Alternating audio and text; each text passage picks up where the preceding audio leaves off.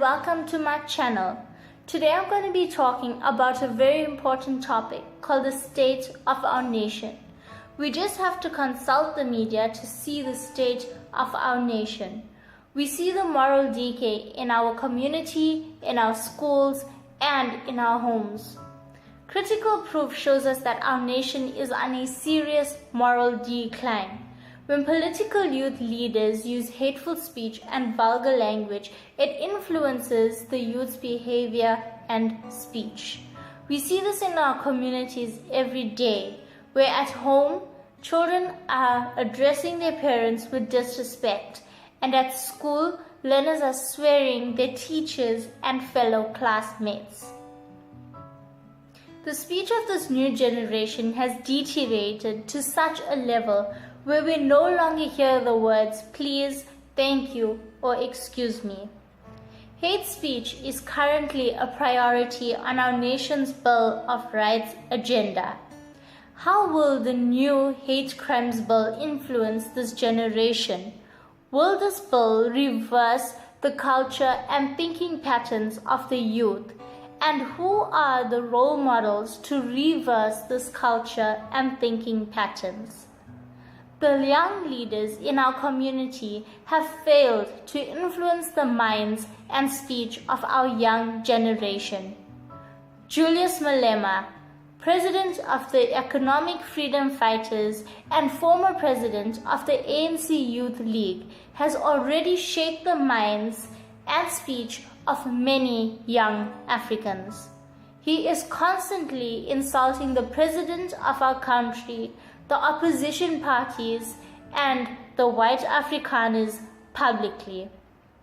He has a reputation of swearing white journalists at press conferences, and the parliament hearings are filled with rebellious hate speech from Malema and his colleagues. From hate speech to hate songs, like Dubula Ibunu, which means kill the Boer. Even the president was convening his ANC congregation in Bloemfontein to the song. Leaders in our community should correct the flaws of family life and not create worse alternatives. Our youth is already exposed to degenerate speech in the home between parents and siblings.